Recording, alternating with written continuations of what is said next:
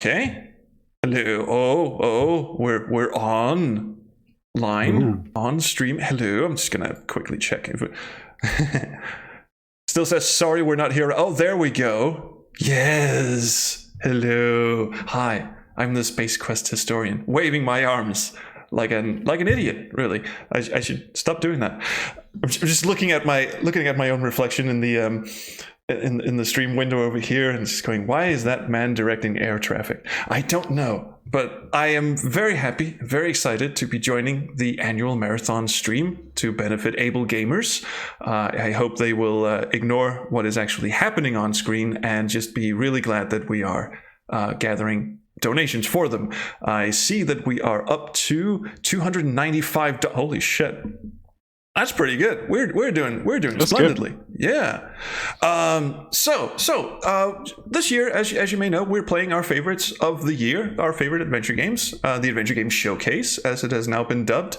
And I have picked Guard Duty, which I played earlier this year. It was a lovely game, and a game that I actually kind of wish got more attention because it is lovingly handcrafted, and it has all the things that you would enjoy in an adventure game. It's got funny dialogue, well-drawn graphics, cyberpunk, fantasy, and binge drinking. So you can't really go wrong with any of that. And I am tremendously thankful and excited to be joined by, sadly soon-to-be ex-friend, Mr.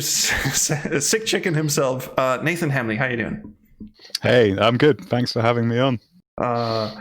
We've met a number of times at Adventure X, and you're always the most laid back, chill, cool dude I've ever talked to. So I'm really happy you're here. It's high praise. You are, and a fabulous beard too. See, I'm trying to grow in my dad beard. It's not really coming along that well, but you have just like the proudest, majestic coverage. Where's this conversation going? I don't know, but I mean, thanks. Yeah, grew it myself. Just turned up one day. No help. Oh, and we got a donation already, probably because of the beard talk. Not Ikifu donated $20. Sorry, that's duplicated because of the system with Tiltify to have the donations actually show up in the donation ticker, aka where you can see the name and the amount. I have to duplicate the donations in Streamlabs, so that's why it's showing up another time. My apologies. Okay, There will be another few showing up in a second. Cool. I can't wait. Oh, so you're testing the thing inside of Streamlabs or whatever the hell. It's because of Tiltify. The donations that come in through Tiltify don't get put into the tracker and don't show up in the donation history unless I add them manually. So then the alert for the donations gets triggered twice. Oh, good God. So that's why. I'm sorry. And there we it only is again. found this out today. Yeah.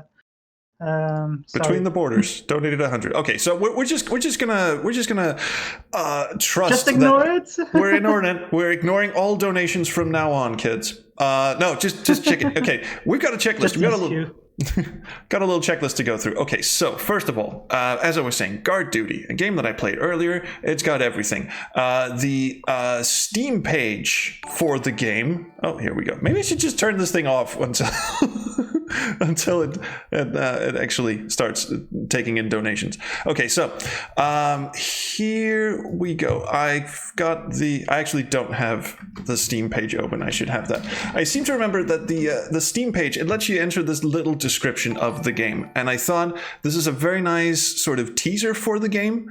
It says Guard Duty is a comedy adventure about love, loss, and the end of the world.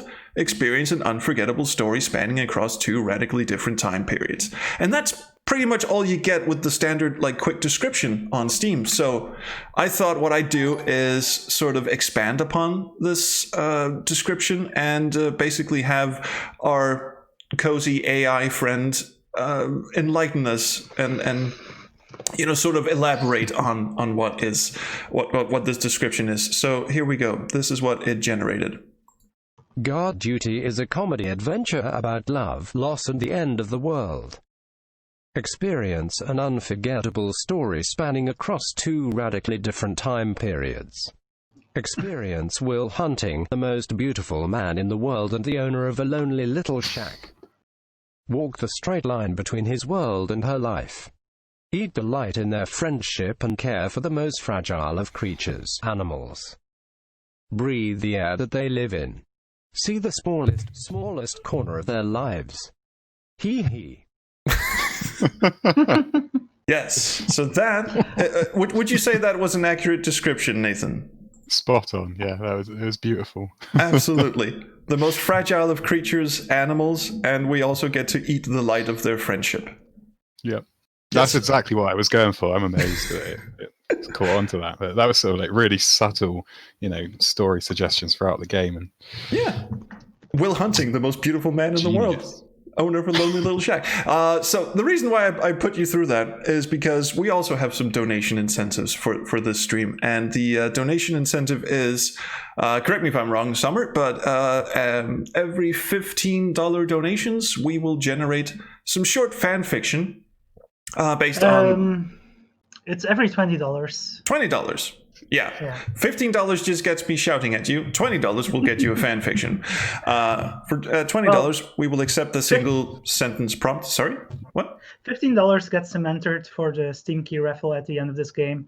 And in a moment, I'm going to run the Steam Key raffles for the previous games since I didn't get around to doing those yet. Okay. Awesome. Okay, so anyway, the AI generated fanfiction works that you can submit a single sentence paragraph that we will put into the AI, and it will spit out an appropriate fanfiction. Remember to get some character names in there so it knows at least what we're up to, like Tonbird punched Rugrad hard in the face, and then just let it do the rest. That actually doesn't happen in the game, although. Good God, I wish it did. So let's not delay any further. Let's actually play some guard duty. Hang on here. It is loading. I will just screen share it with the rest of you in the chat. Yay! Yes. Yeah. There it is. Do you see it? Do you hear audio? Yep. I hear audio. Absolutely fantastic. And Summer says the alert box is now not showing ghosts anymore, so we can get busy and freaky. The mouse is not responding.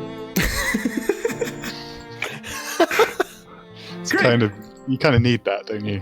Yeah. For all that pointing and clicking. Maybe I just need to. Oh, well, I just tried minimizing and putting it back up, and you know what? I'll just try and do this again. AGS games do have this funny little quirk where they really, really don't like it when you alt-tab in and out of them, sadly. Good old AGS. Oh, yeah. Here we go. Turn on. Stream.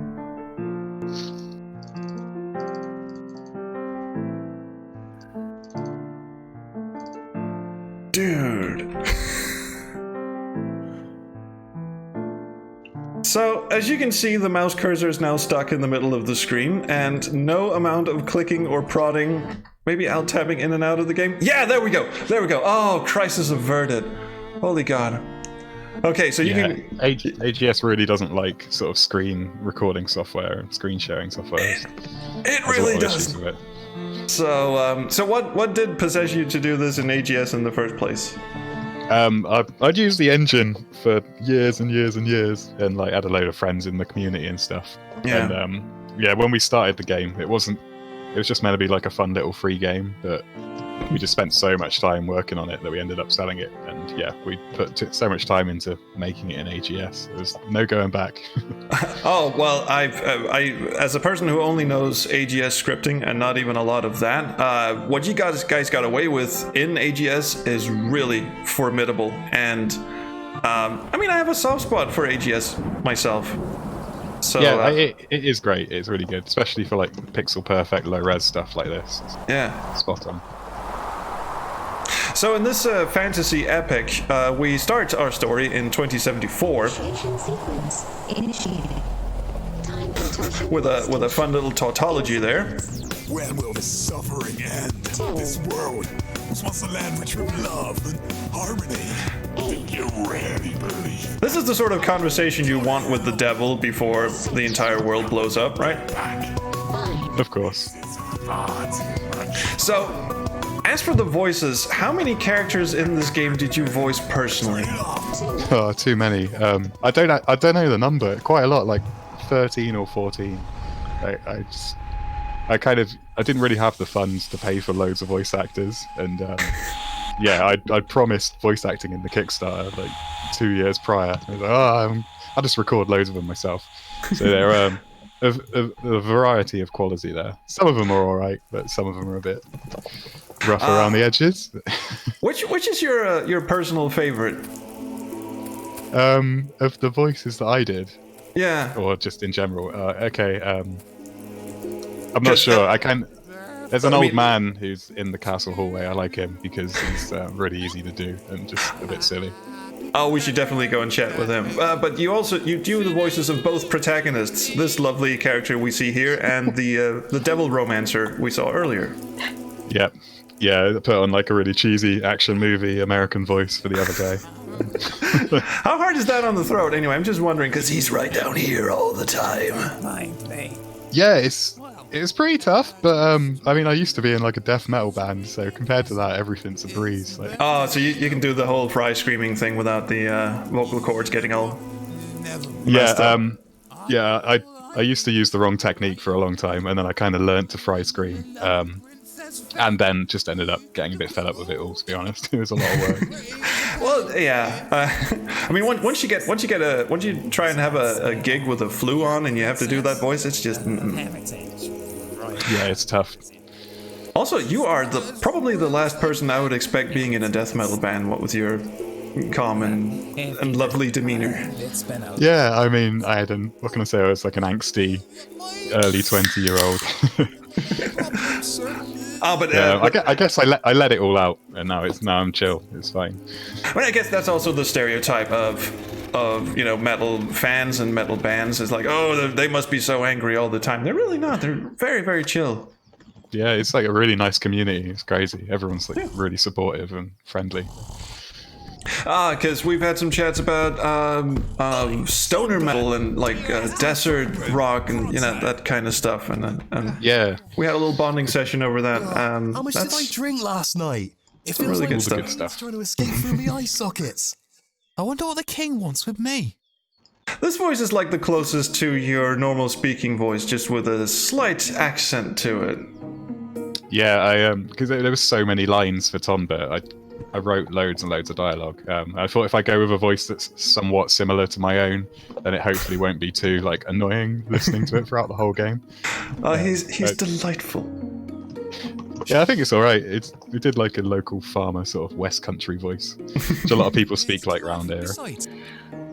Is that sort of what was that Bill Bailey show where he goes, I auditioned for Gimli the dwarf in Lord of the Rings, and I just did my West Country accent, and they just went, yeah, we can't use you, I'm sorry. And then when he sees the movie, all the fucking like, what are they called? Badgers? No, they're the little guys. Hobbits. Yeah, sure. I don't read Lord of the Rings. Why would I? Or all have the West Country accent. So. Yeah, pretty much. It's quite common in fantasy, that sort of accent. So. It's a bit dusty. A bit of alcohol abuse to set the stage. Was a rookie mistake. Yeah, so he was working the gates the night before, and he let in some dodgy-looking bloke in a cloak whilst he was drunk. And he wakes up the next day a bit hungover. But handsome as all hell. Oh yes. The infinity pouch. Yeah, it's woven with infinity string. You can just hold everything. I like one thing I really appreciated when I was playing this game was the to-do list that just constantly gets filled out with interesting stuff you have to do, and it's just the longest list at the end of the game. It's just absolutely massive. Yeah, it's just like this massive GUI in AGS that like scrolls and they readjust based on the order you've done them. Where did he just put that rope? Where does any good adventure game protagonist put items? The infinity pouch. Yes, I see. Yes. Or just maybe down his pants. I don't know. So the whole mysterious book. oh, sorry, the chest thing. Shh, it's sleeping. That wouldn't happen to be some sort of Terry Pratchett reference, would it? It's too. Yeah, we had to get it in there. My friend who helped with programming is a massive Terry Pratchett fan. I've read a few of the books and I've played all the games. I really love the games. Really? Yeah, the whole. I guess someone has to. They've been there for. Yeah, they get so much hate that I don't know. I grew up on them, so I can't. I actually had like nightmares about the first game when I was a kid because I was stuck in L space and I spent a whole day trying to solve this puzzle and it gave me these horrible nightmares. I don't think I ever got that far in the first game. The reason they get so much hate, just in case anyone's wondering, is because there's so much moon logic. They just make absolutely no sense when you're playing it. I guess do they make more sense if you've read? Because I've read the first two Discworld novels, and that didn't make the games any easier at all. Well, you can't. Besides, that's the thing. They don't make any sense anyway, and then some of them kind of reference things from the books as well, which makes even less sense to someone who hasn't read the books. I played it with a strategy guide when I was a kid on the PlayStation 1, and I would have had no hope of getting through it without that. I think that's partly why I have fond memories of it, because I never got like super stuck. I always had this little book to look up stuff in. Years ago. How the hell am I going to get out of here now?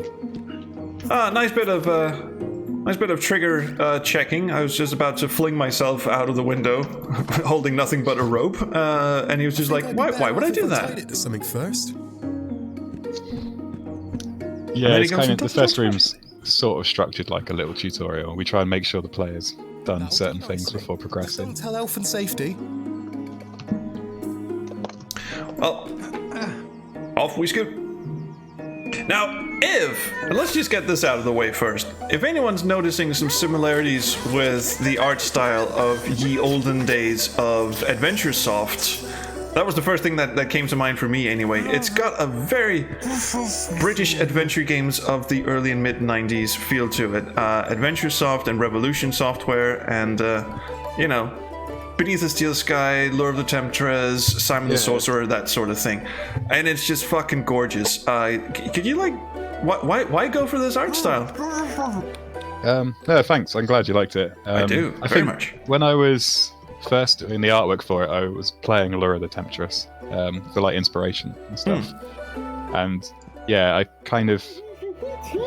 based the art style off of that slightly at the start, but then I ended up adding like loads more color and a lot more detail, and it just got a bit out of hand. I did like a lot of backgrounds with a certain standard of detail, and then realized that you can probably get away without putting pixels absolutely everywhere. But I'd already done like loads of it in that style, so I just had to sort of carry that through. Hey, Knuckles. Yeah, but yeah, I really like Simon the Sorcerer's art style as well. So it is pretty. Although Simon the Sorcerer 2, I have to say, is maybe a bit dense on the pixels. There are some parts of that game where you can't really distinguish where one thing ends and another begins. It's so densely packed. Yeah, I agree. This is a lot more like. I mean, it's not less detailed by any stretch of the imagination. It's just more aesthetically pleasing, I guess. Also, I think Simon the Sorcerer 2 looks amazing. I totally get what you mean about it being quite densely packed in that it's hard to navigate. But I don't know, that's pretty cool that you think Gargety looks nicer. It's very nice of you to say. I absolutely do. I really do. I was just slightly distracted by a flickering shadow inside the castle doors. We can't get back in there right now, can we? Not yet. Nope. Not yet. Sadly not. Oh, and here's another thing. You've basically recorded all the dialogue for this opening area, which, by the way, is a very large opening area. You've recorded all of the dialogue twice. Once, regularly, normally, and another one eating your sleeve because his face is now swollen up and he can't communicate properly. Did that take ages? I mean... Yeah, it did. It took a really long time, and it was my first, like I say, the first commercial game, but it also started off as like a hobby thing, and I kind of learned quite a lot making it. Like, maybe don't have the need to redo the entirety of the dialogue, and also the character sprites, they've all got swollen face. So there's like, when you're interacting with everything, you've got to do loads of checks. You've got to check whether his face is swollen. You've got to check whether he's got his armor on or whether he's still in his pants. And then because of that, all of the interactions changed. So there's good quite a God. lot. Yeah. Go on then. Oh, having done a few AGS games myself, I can just imagine this whole opening area being this Working girl. giant glob of spaghetti code of if-then-else statements. Yeah, it really is. The town square, the code for that is just super long. It's a lot of it. I didn't really handle in other scripts, so with AGS you can like send functions off over to specific scripts. I ended up coding like tons of it just in the room script, so it was a bit messy. But yeah, we just tested it for months and months, and eventually we ironed everything out, so it was all right in the end. I am super impressed with this. Also, let's just spare a thought to the UI here. This is going on the Beneath the Steel Sky. Well, actually, it's going on the Broken Sword sort of interface, which, as you all know, is the wrong way around. You're supposed to do things with the right mouse button and look at with the left mouse button. But anyway, let's not get into that. I'm sorry. We did have it the other way around to start with. Like, You did? But yeah, and then I demoed it at a couple of conventions, and anyone who hadn't played an adventure game before, they just couldn't get out the first room because they were never interacting with anything. They were always examining everything. They didn't know you could click the right mouse button. Damn. So we swapped it around to make it a bit easier for those folk. Okay, I will concede that actually makes a lot of sense. I guess it's just my misplaced blind loyalty to Beneath the Steel Sky that makes me go, wait, it's the wrong way around. Yeah. But anyway, what I wanted to say, this is like, I guess it's a standard template in AGS with the left and right mouse button interface, but then you revamped the entire UI, the inventory thing up here that goes all letterboxed when you go like this, the dialogue speech bubbles that come out, and just the hover over, the little thing here at the bottom, when you hover over something, it's got this nice little transparent border around it. Dude, UI design, A+. Oh, thanks. That's awesome. Yeah, all of it was coded by my programmer Andy. So I basically had these ideas of how I wanted the UI to look, sent him graphics, and then just said, try and make that work. And yeah, he did a pretty good job of it, actually. So how big was the team anyway? So you did all the graphics, the story, the writing, and most of the voice acting. And you got a programmer and I suspect a musician. Yeah, I got a musician called Richard Stevens. He's an American chap. He did the whole soundtrack. He's a really good guy. He's looking for new projects at the moment, actually. So if anyone's looking for a musician for their game, just like contact me on Twitter or something, and I'll get you in touch with him. Yeah. Andy did most. Studios. Oh yeah, of course. Yeah. I can't say that. That's so hard to say. Sick Chick Studios. I have to say it all the time. At Sick Chick Studio. Yeah. Yes. Or just search for Nathan H on Twitter. Andy did all of the UI programming, loads of the sort of beginning programming, and then there came a point where he could kind of hand it over to me, and I was doing like a lot of the like room specific puzzles and stuff. And then voice acting, I did a bunch. We had Erica Sanderson voiced a few of the characters, Sally Beaumont, who I believe you've met, yes. Trolls. Oh, yes. She wishes she hadn't, but last Adventure X, we got... Torpedo Bear and I got a little drunk. We clipped a microphone to his beard, and then poor Sally was roped in as the camera person for that little wrap-up interview.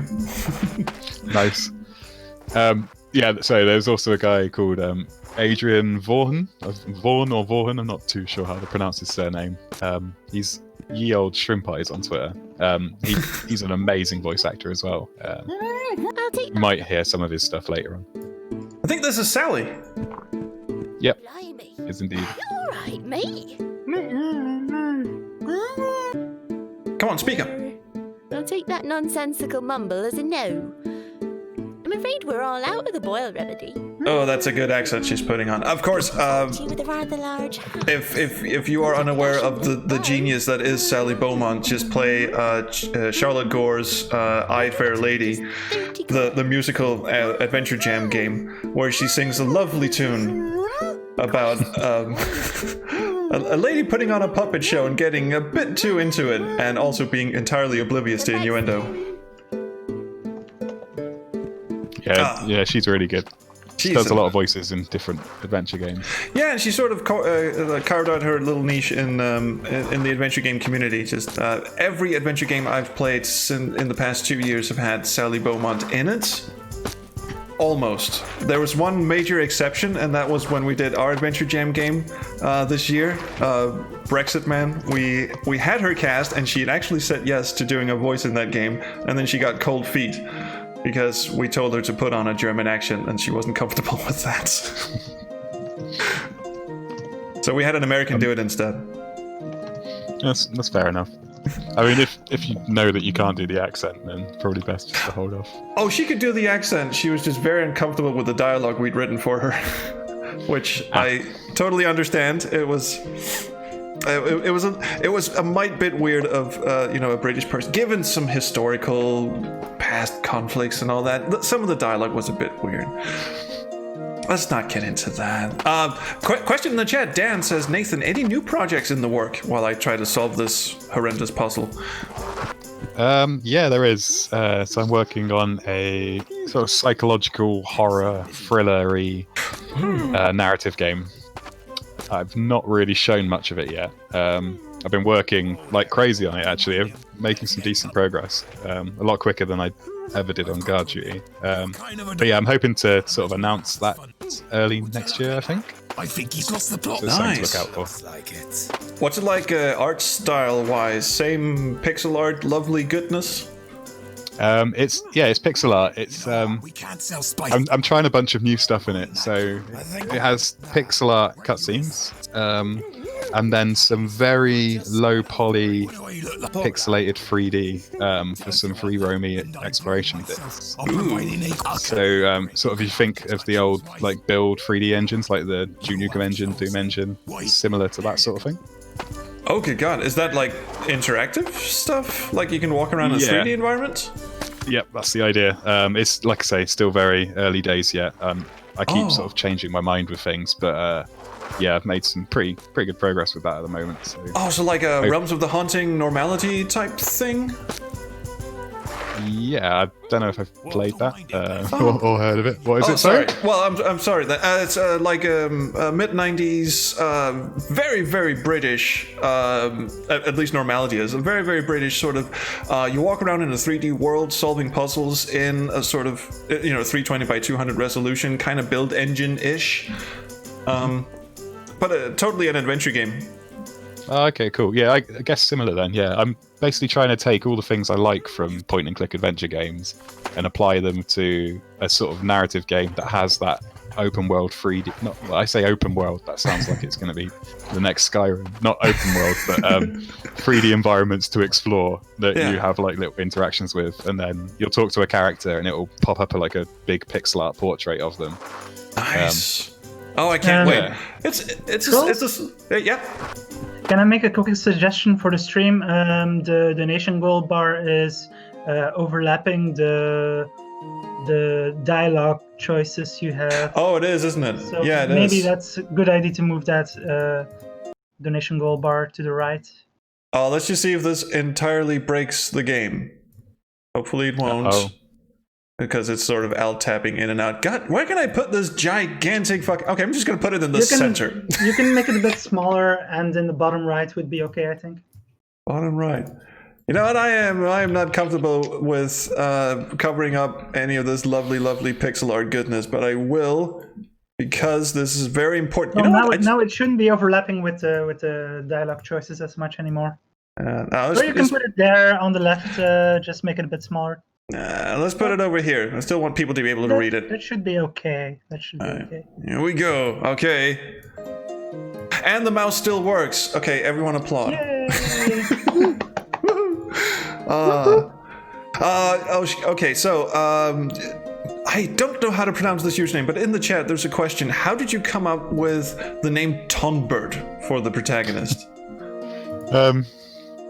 That's an interesting question. I was like looking at names of characters I like Rincewind, Guybrush, and I thought, yeah, it's sort of a name that's kind of two words mashed together. And yeah, Tonbert was just the one that stuck in the end. I probably should put a bit more thought into the character names, but I basically just brainstormed and wrote a bunch of names down for each character, and then ended up just picking the one I liked the most. And it's in the early stages of making the game, it's quite easy to sort of change the name retroactively. So I just play around with it in dialogue and stuff and see how it sounds, and then if I like it, stick with it.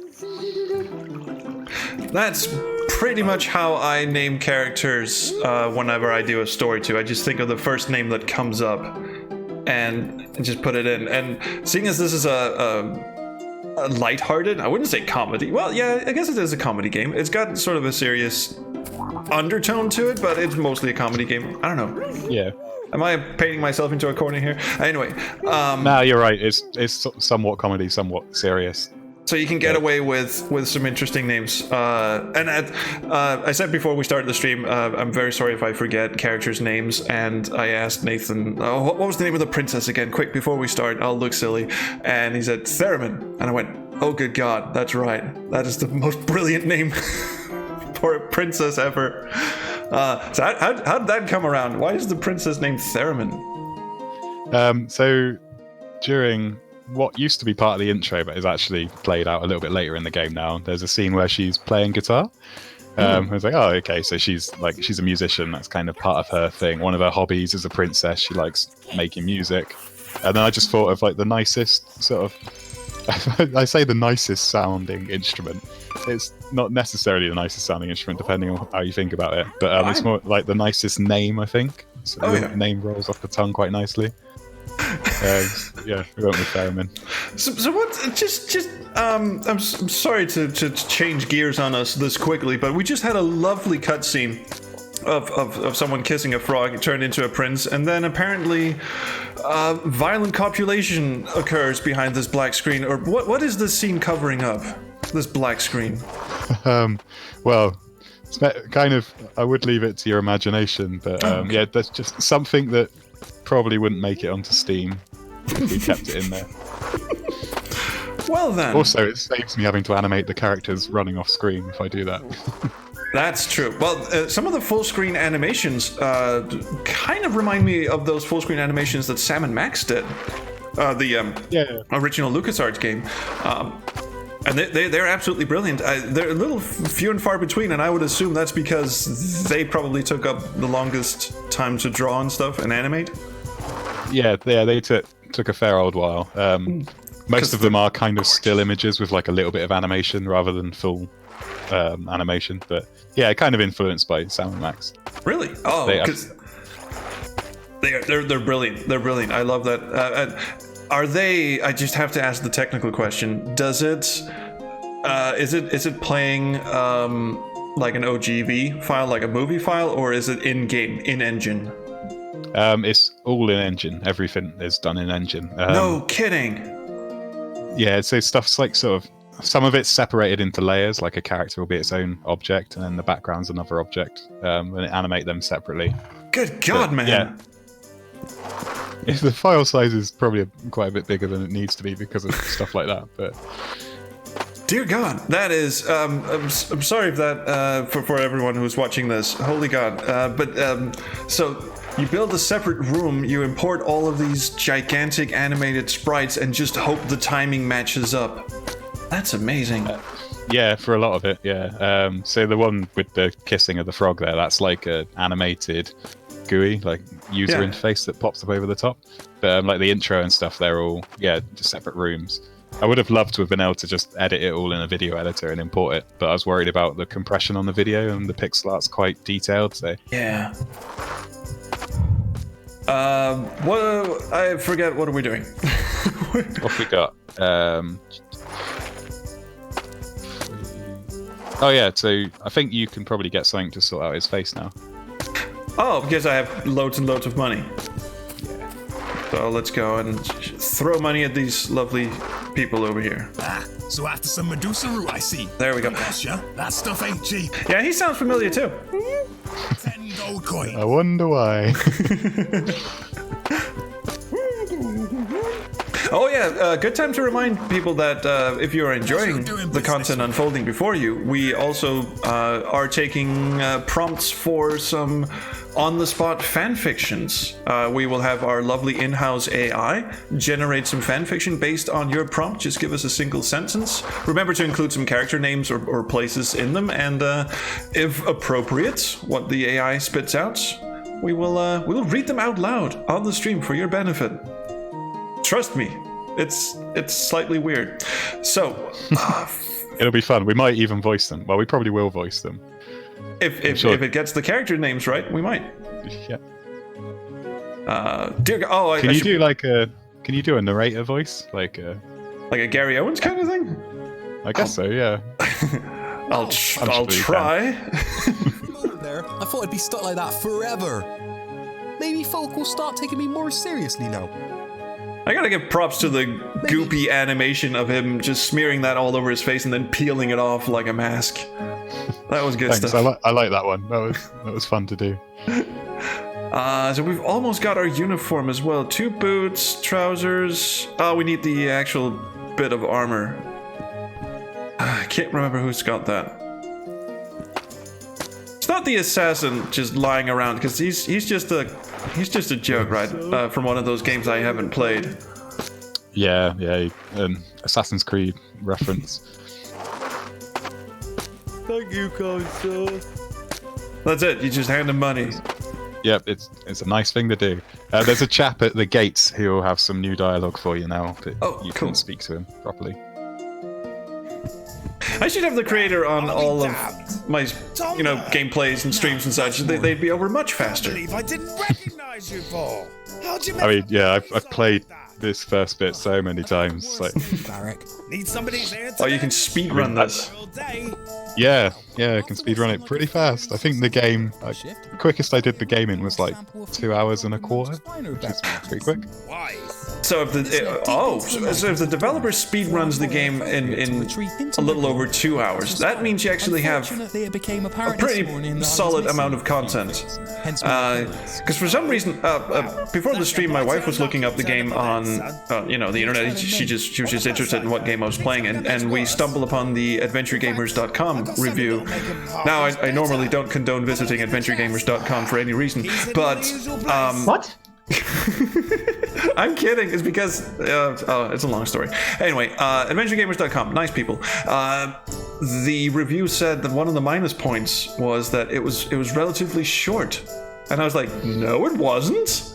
It took me fucking ages. It's good. Yeah, I don't know. And some people say it's short. Some people seem to think it was a good amount of time. I think the average is about 7 hours, which I think is pretty good. But Yeah, it took you a few streams to get through when you first played it. It did. Trolls? I mean, So yeah. and if I hadn't had Pickle Dog in the chat, I would still be playing this game and still be stuck in the fucking spider maze. Where it was. Oh. everybody loves a good maze. Oh, here we go. It's a little crowded here. I'd rather get changed somewhere more private. Okay, so we've got everything. Let's head back to... I guess, can we change in front of the cow? We can't, can we? Can we? No, the cow's fine. Yep. Nice. Yay, cow. If you'll excuse me. And the old traditional fade out, fade in. Yeah. I was toying with the idea of animating it, but Okay. In I'm a still close-up waiting to cutscene. hear if my pizza is on its way or anything. Is it... you haven't gotten confirmation or anything yet? Well, they said they received my order, but the delivery info hasn't been updated yet. Well, The usually... delivery yeah. It takes like an hour. So okay, so we're back inside the castle, and now I can talk about the flickering shadow I was briefly distracted by. I can see why you were distracted by it. I honestly never crossed my mind the whole time I was making the game, but Right. yeah, trust you to point it out. Of course, it's just I'm quality never going to be able to commentary. see it the same again now. You guys suck. It's a very romantically inclined candelabra design we've got there. You had me kicked out of the castle in my blooming long johns. No. How exactly was we to know that was you? I like how the dialogue's actually written like the characters talk. Didn't make no sense Yeah. from what I heard. It wasn't initially, and then my programmer did like a proofread of the whole script, and he was like, "Nah, we need to type it out like it's spoken." And I quite like it. He's playing silly buggers with you. You looking for an It's almost like encore? looking up Scottish Twitter, which is one of my favorite pastimes. Wait a second. Yeah. I'm really sorry. Speaking of Scottish, during the next game, Ikifu will be streaming Tangle Tower, and our donation incentive, one of our donation incentives for that game is if you donate $5, Ikifu will explain a Scottish slang word. So that's going to be interesting if people donate for that. And the other donation incentive during that game, aside from the usual Steam keys, is that if $100 is donated in total during Tangle Tower, he will crack open a very special limited edition Iron Brew bottle with the original recipe, I believe. I'm very excited to see old that. recipe from 1901. As we speak. So yeah, I hope people will donate for that You guys because are hard on him. that's going to be special. Him than me. By the way, is there some sort of rule in British fantasy that castle guards have to be I think absolute the pizza is assholes? here. It seems so, yeah. I mean, they certainly are in this game. Everyone's a bit of a knob to Donda.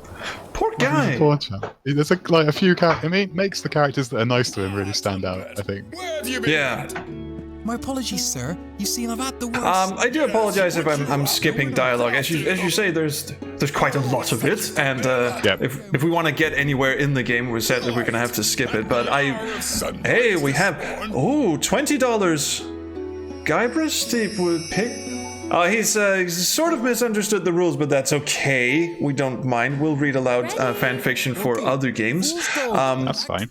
Yeah. So let's just watch this cut, because this cutscene is one of my favorites.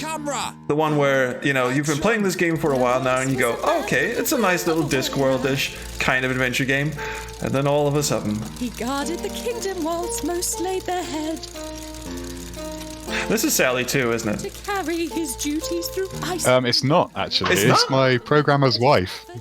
No kidding. Good Yeah, God, they yeah, she did sound. a great job. For today. Yeah, she did.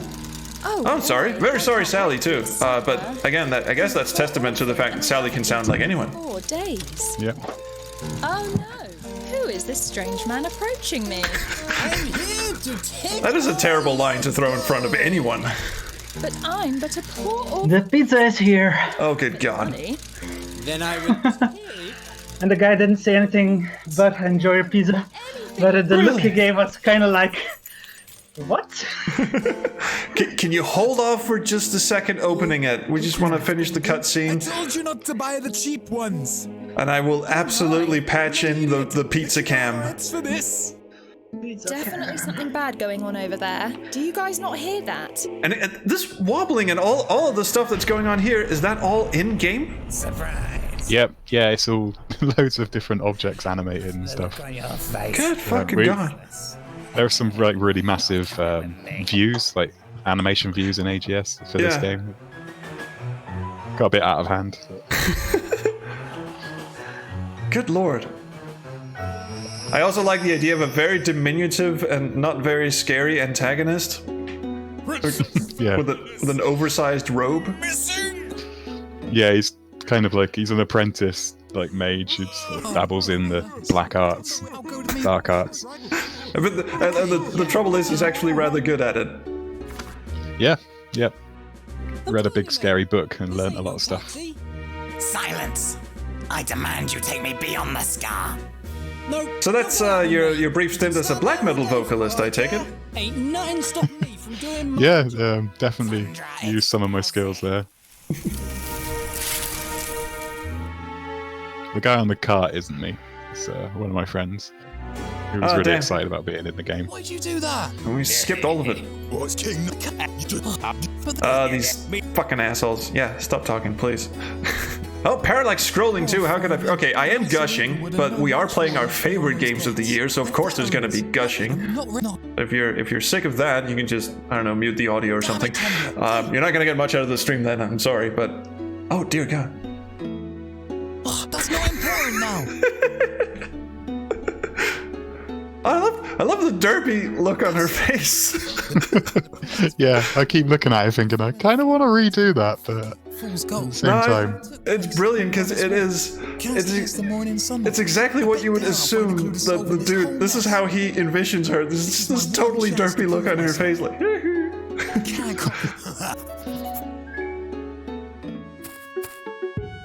Sorry, Tom, but can't let you past. I happen to be looking after an important crime scene, one which you're not allowed in. Well then. Okay, so sadly we are gonna. I should probably save my game actually, because we. Damn! Sadly for me, mostly. It got. Oh, it saved all of my save games. This thing cloud saves, does it? yep, yeah, it does. Oh! Uses Steam Cloud. Joy! As you can see, my my experience with this game. I mean, I started out finding little faults, then I started getting really annoyed, and then my spirit picked up. And okay, live from hell, I really have to minimize this, sadly, and we're going to have to hang on a bit. If you'll indulge me for just a second. Of course. So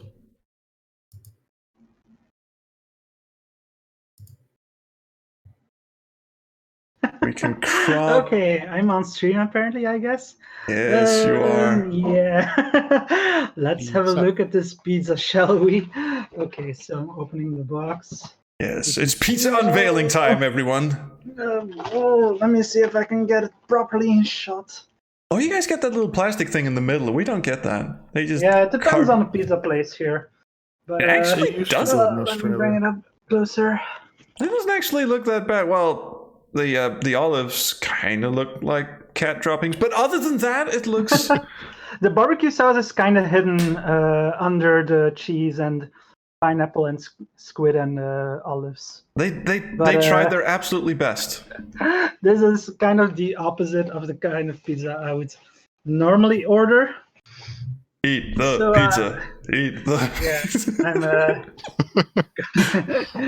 grab a slice. Oh God. Oh. I don't know, calamari, barbecue, and pineapple.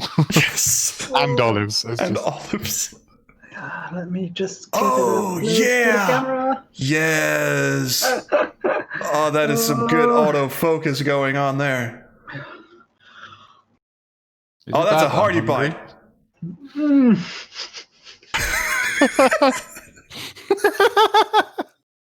On a scale of 1 to fish market, how is it?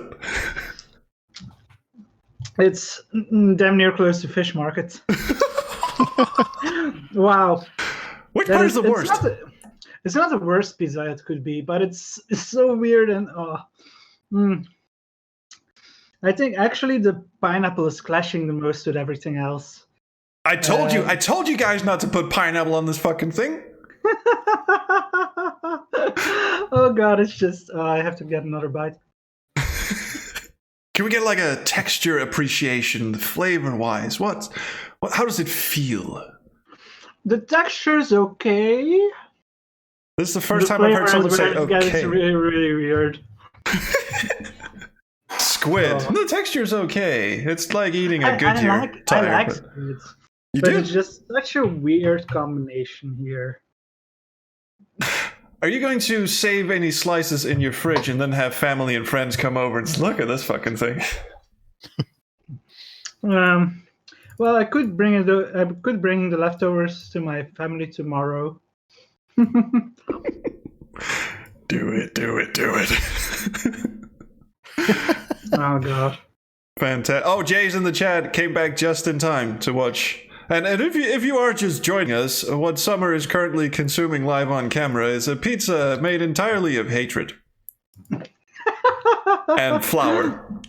Well, it's not entirely made of hatred because I like mushrooms. I like squid normally, but it depends, of course, what else you put with it. But people didn't pick the.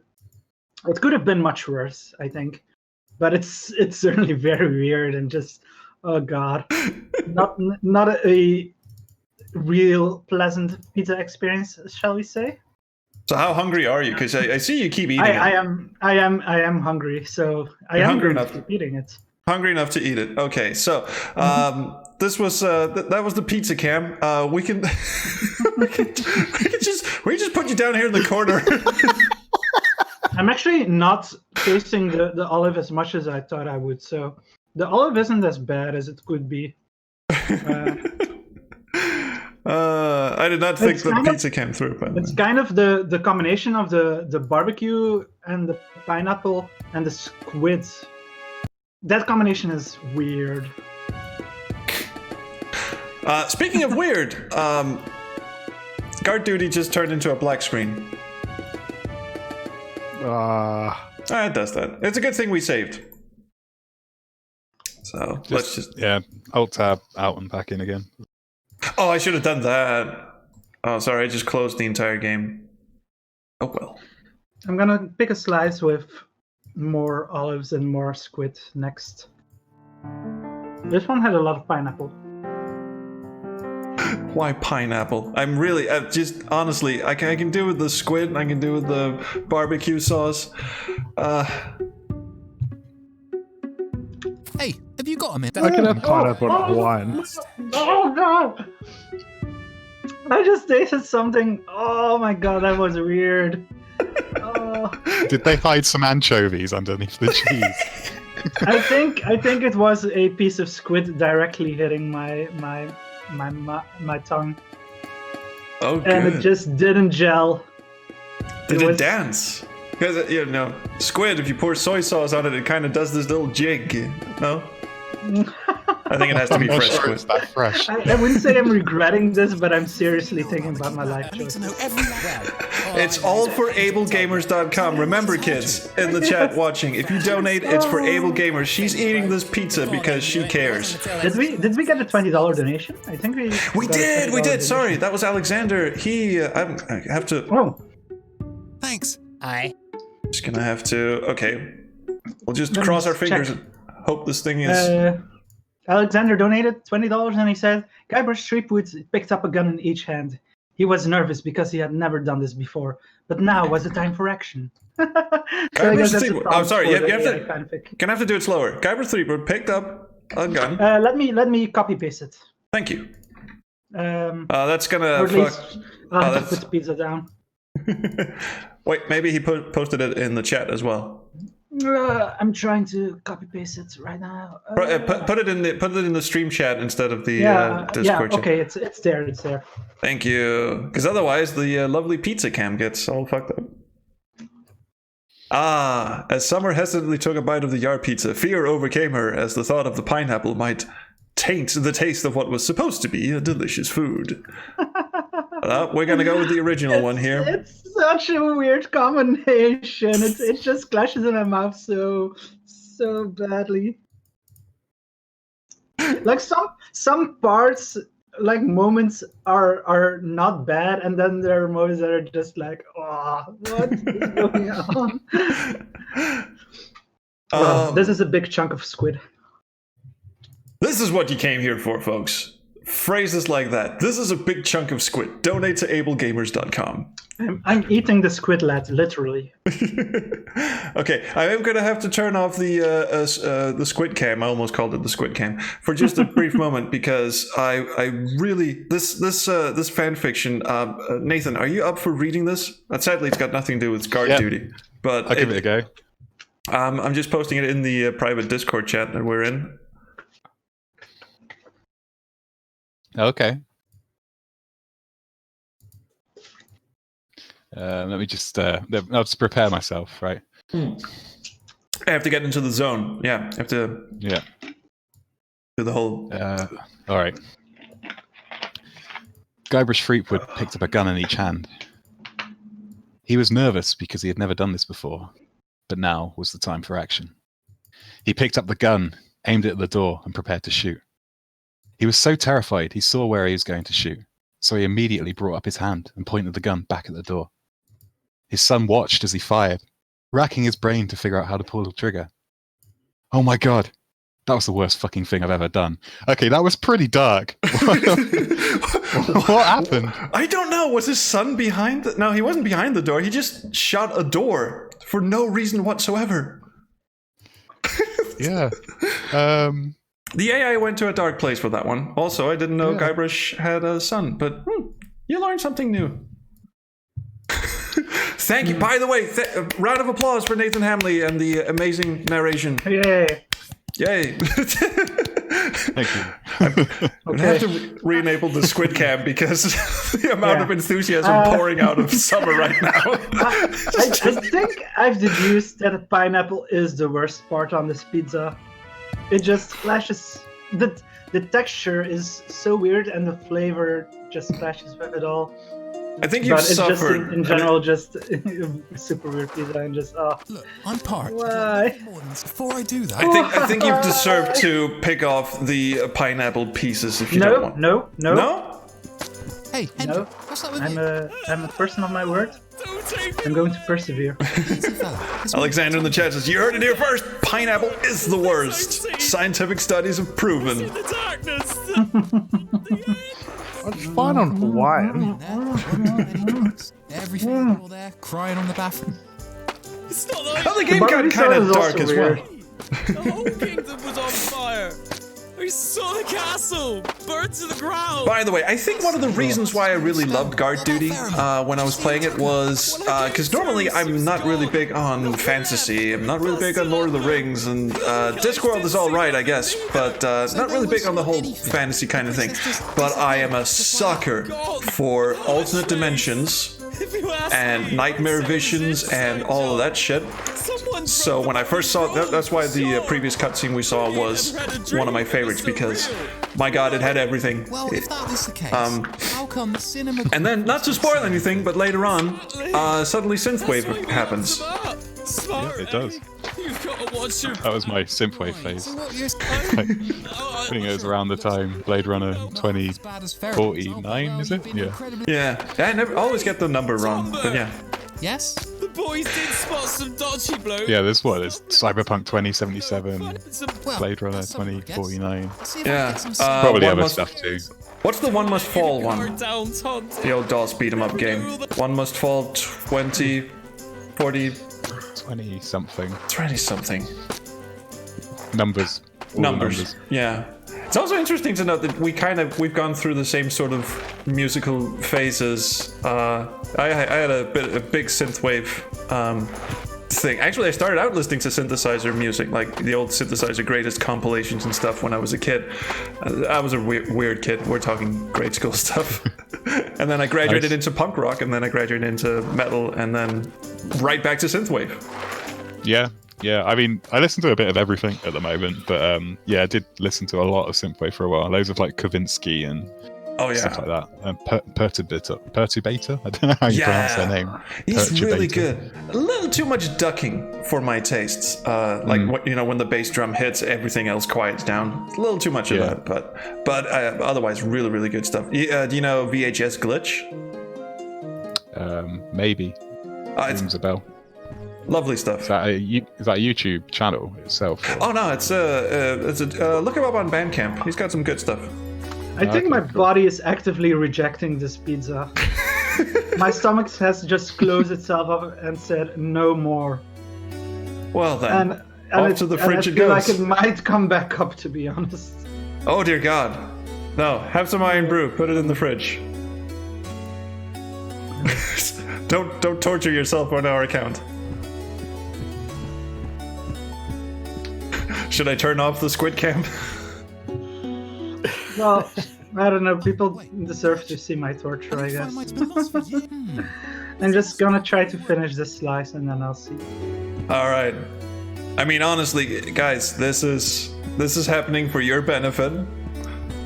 This poor Belgian woman is eating a totally awful pizza, picking out bits of squid. That doesn't look like a fun time. That doesn't even look like squid. That piece of squid was, I don't know, being weird. I thought it was a hair in my mouth. Maybe it was a pregnant squid. Barkeep. I wonder what the chefs were thinking when they were making it. You know, Yeah. you gotta have the princess back before you know it. Fire! The guy certainly looked at me weirdly as I Never seen him before. Grip the fog that burns the eyes. This guy's Adrian Vaughn, voice actor. Your guess is as good as mine. He's good. He was blind drunk when he got here. He does voices for a load of Power Hoofs games. Grinding. Like the Drifters, their new one. He's the main character in that. Powerhoof, also known as the people who sweep the adventure jams every single goddamn year. Yep. Because they are just so good. Rich Kogal is saying, of all the time and effort I've put in these charity streams, that he thinks this is the biggest thing I've done. Yes. Maybe. Oh, God. It's certainly the most punishment you've taken. Even when life knocks you down. I am so very, very sorry. Yours truly. I just lost the love of my life. I don't want any more. Put it down. You've done it. You've done it now. This calls for drastic. Hey, barkeep. You know, the one that sobers you. I have to finish this slice. Right before sending you. It's a matter of pride now, I guess. That's the one. Right, you are. Fast as you can. Oh, that's a big chunk of pineapple right there. When one is lost, I reckon. I mean, you could get away with taking off one of the toppings, and then might be all right.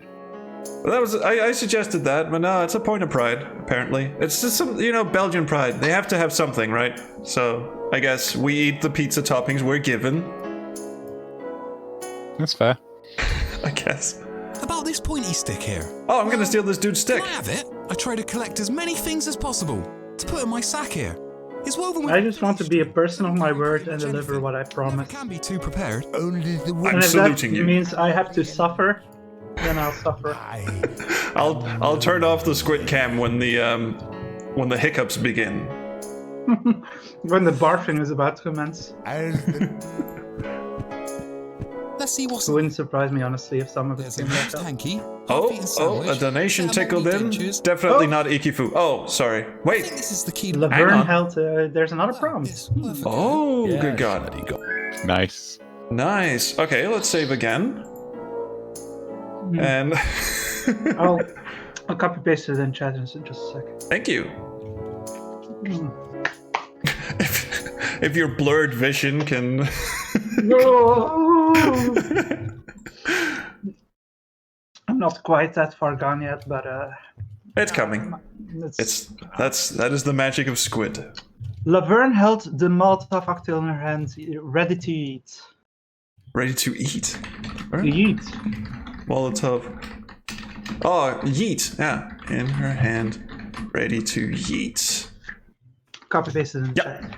Thank you. And we're telling the almighty AI to complete this one. Oh shit! I hate to put you on the spot all the time, Nathan, but are you up for another one? Yeah, sure. I'll read another one. It's fun. Okay, so I've turned off the squid cam now, and I'm gonna paste this into our little private chat. This is a good one. Again, I'm just going by the first things that it spits out. Luckily, we haven't had any, because sometimes the AI gets a little weird on us, but we haven't had any truly weird ones. Well, Guybrush did fire a gun in front of his kid, but anyway, here's one for you Day of the Tentacle fans. I'll just give it a quick read through, see if there's any appropriate voices. I'll just read it in my voice, it's fine. Laverne held the Molotov cocktail in her hand, ready to yeet. When we saw the parking lot, we just crept inside to pick the other ones up and leave. You okay? Jenna asked, trying to act normal. But you knew she was high on drugs. We made it back, Laverne said. She looked up at us with concern. We looked at her, intrigued. We missed her? Lav said. Did she? Jenna said. We didn't know what to say.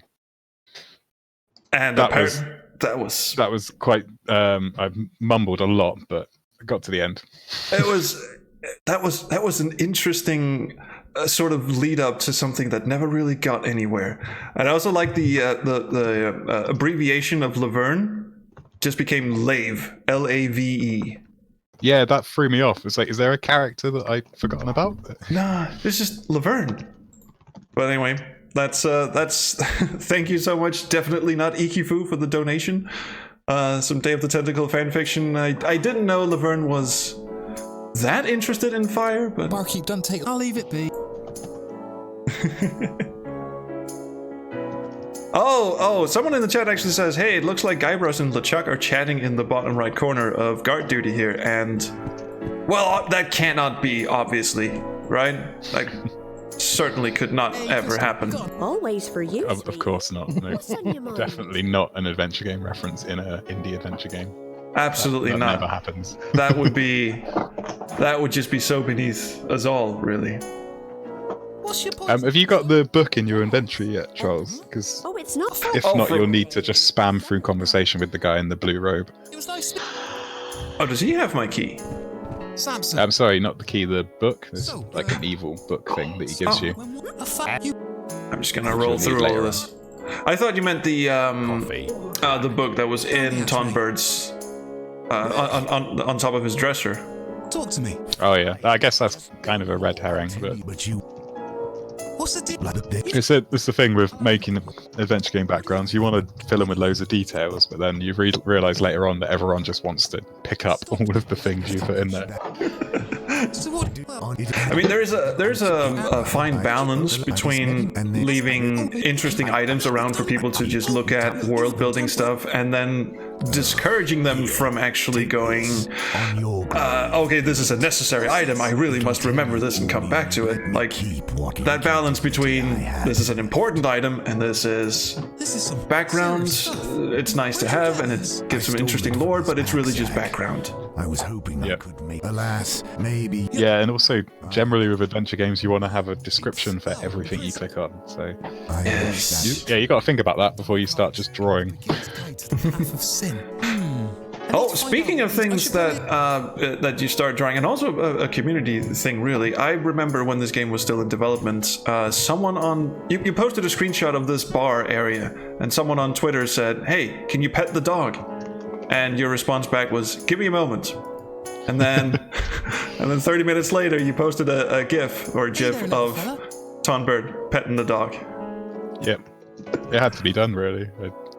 Absolutely. So that is, if nothing else, then pick up Sick Chicken's games, because he really does listen to his audience. Oh shit! I dropped my wedding ring. I'm a fidgeter, so sometimes I sit there with one hand and just take it on and off, and it sometimes gets lost. Don't tell my wife. We do actually have saved. How much more do we have to do before we can go out into the big yonder field?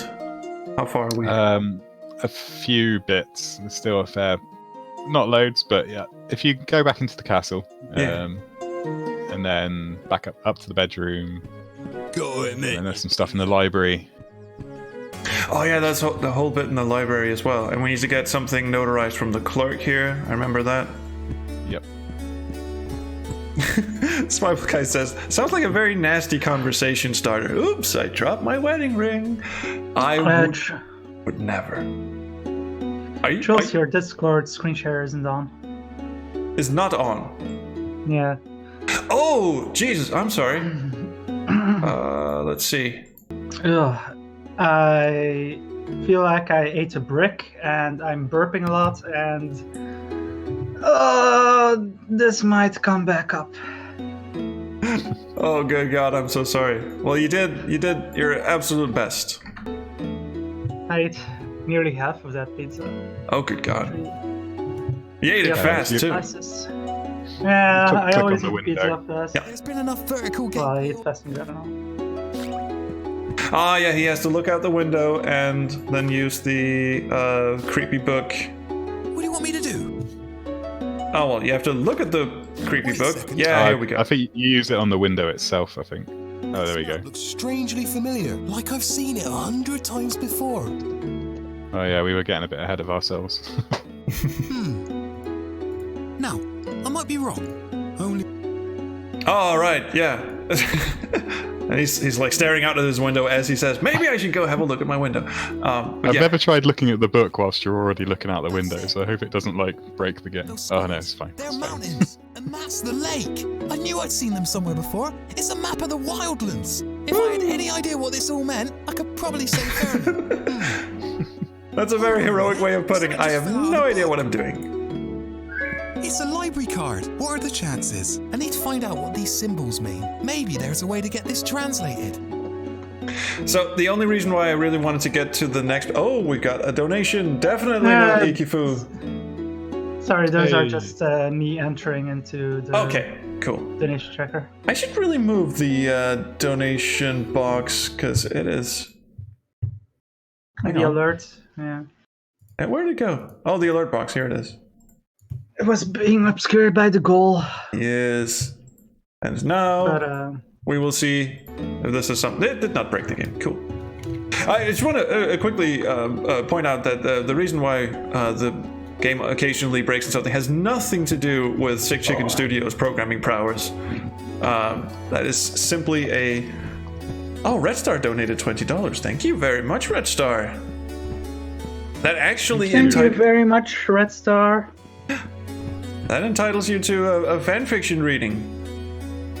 Yeah, if you want to give a prompt for a AI written fanfic, you can just throw one in the chat if you like. Where am I going? I was going to say the reason why I wanted to get to the outside castle bit is because there was one thing I didn't do in my original playthrough, which was... You can sort of unfreeze the dude in the carriage, but you also get a pot of soup or something, and I never actually went back and tried to feed it to him. Ah, okay.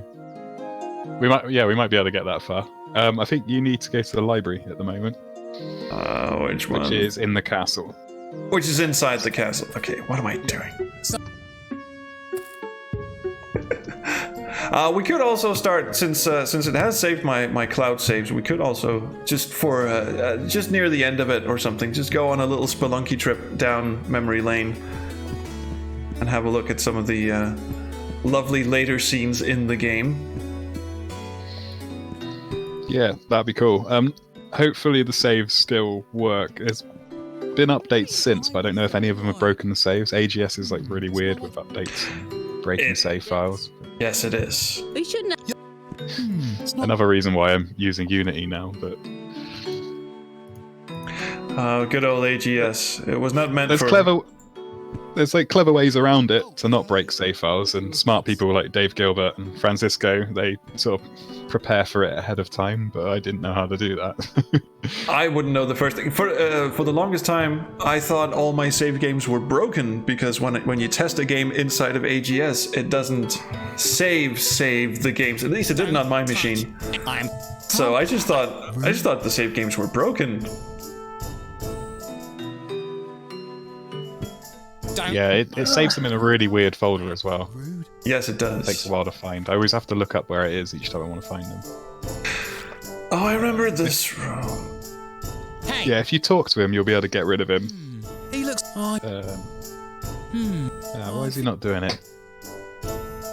I think you need to talk to the clerk about getting an ID first. Right. Can we double click to exit rooms? Yeah, we can! Round of applause for that one. Pixie Cow. That was just... Oh, sorry. It was like me getting fed up with testing. That's me. Pixie Cow in the chat asks, I missed it. What did Summer's Pizza consist of? Well, we're about to find out when it comes back up, aren't we? My stomach really feels bad at the moment. Oh, and I've already been struggling with stomach issues in the past days due to medication. Oh my god. Yeah, that, It's such a kind fellow. Wait, who's doing this voice? What this town needed. That's me as well. Oh. Quiet. I could certainly imagine a few worse. It's the one where you talk almost in a whisper, but not quiet. Yes. Oh, yes. Yes. Yeah, that was one where it's like, after all the dialogue, I had a real sore throat. Go to the town gates, and then you discover that you need an ID to leave. Ah, yes. So obviously, this all happens organically when you're playing for the first time, because you don't know what you're doing. But Absolutely. yeah, when you're trying to speed through it, it's like, oh shit, I've got to do this. Yeah. Also, you put smileys in the text. I remember the first time I saw that, I was like, you've got to be kidding me. Yeah. Which is more Came with making your own custom font. It's like, oh, there's a load of spaces left. I'll put some smileys in there. can't let you out. Please. Did you do a custom font for this? Holy god.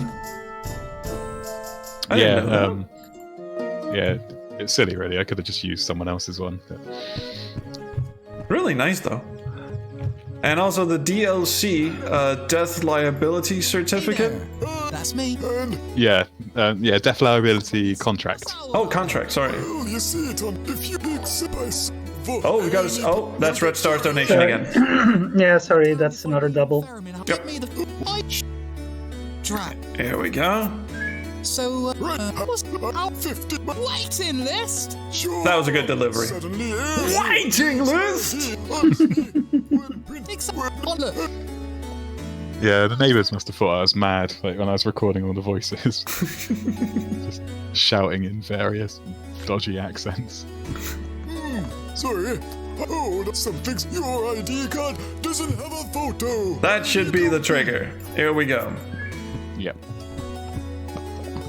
Past the nice penis candelabra and onwards to...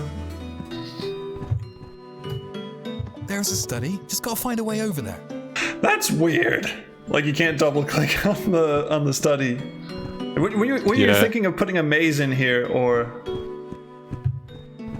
It was just kind of so you could have different layers to the books, so there could like be different bookshelves to click on. But where she stops you from getting to the study initially, it caused issues with having a quick travel to get back there. Oh, right. So you just have to go left first, and then you can do it. Barrington, him. Where did? And you can basically pick anything, right? He'll just run off. Throne room. I think you need to do at least 2 out of 3. Because they'll cut off your head if you. So your Barrington himself wants to see me. In the throne room. They'll cut off my head if I dare. Yep. Well, I best get going then. Seems to have I worked. want to leave the king waiting. Yep. Just keep an eye on the place whilst I'm gone. My pleasure. We had so many options there originally. It was really hard to figure out which one was right. This is a nice little one-room puzzle thing. Door, good and proper.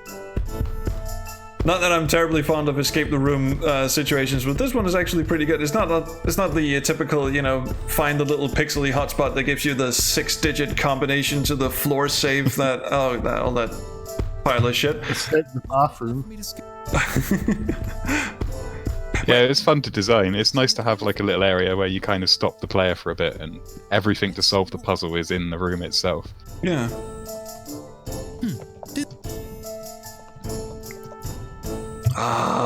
We must mess with all of this shite. I don't know what that did, but I'm just gonna go and grab some film and see what happens. This could come in handy. I'll probably need to have the close-up before we stick some film in there. Let's try this again. That's a sound effect in the game, by the way. That's not someone trying to break down my door. Looks like I can load the blank film here. That's my computer desk. Just put a mic next to it and hit it. Looks like that did the trick. Yay! We're up and running, lads. Now we just need to step on the foot switch. Sounds like something's working. Ooh. And now a fun one. And do a little dance. And no. Wow, we're good. that was brief. Hopefully it snapped a good photo. And now comes the delicate process The films, maybe there's... of dunking this in different colors until stuff happens. Doesn't seem to do it. Wrong one. So let's try the other one. This is one of those things where I would imagine as a game designer, you get really discouraged because people are just clicking on random shit hoping it'll do something, and you've actually put lots of thought and effort and research into how this stuff actually works. Yeah, a bit. I mean, originally we had it so it was a long strip of photos, and you could get it wrong and ruin a photo. Ooh. And then if you ruined all of them, you'd have to take another photo with the camera, and yeah, it was just overcomplicated for what it needs to be. Yeah, that would be a lot of busy work. I'm thinking of the there's a bit in Space Quest 6 where you have to take a photo of a star field and another photo of a star field, and you have to peel them off and put them on a scanner, and I've never worked out how that puzzle actually is supposed to work. I just click random shit and put them on in any order until it actually works. Yeah, it's kind of trying to guess what the designer was thinking at the time. Yeah, or the mechanics behind it are probably sound and very well researched, and I just don't understand what it is it expects from me. Yeah. Oh well, photo time. That is a lovely photo we got. Oh, he even put it on. It's a pretty decent fake ID. Yes, it is. So let's go and wow some people. Oh, and here's the other trigger, of course. You have to... can you either talk to him about it and click the fake ID on him? Those are separate triggers, obviously. Either or, I think, yeah. Hand it over, lad. There's quite a few places in like that where it's just... there's a dialogue option for it, or you can use the item. Yeah, because I just got done playing I Have No Mouth and I'm a Scream, and it is terribly inconsistent with what constitutes a use, a give, or sometimes there's a dialogue option that just says brackets give item to whatever and brackets. That's just... Yeah. Well, I've never managed to get through that game. I really need to just go through it with a walkthrough or something. You will need that. You will definitely need that. So hang on. We've got... we've got the ID. It was notarized, wasn't it? We're all good, right? Yep, you should be able to leave now. Awesome. That didn't take too long, did it?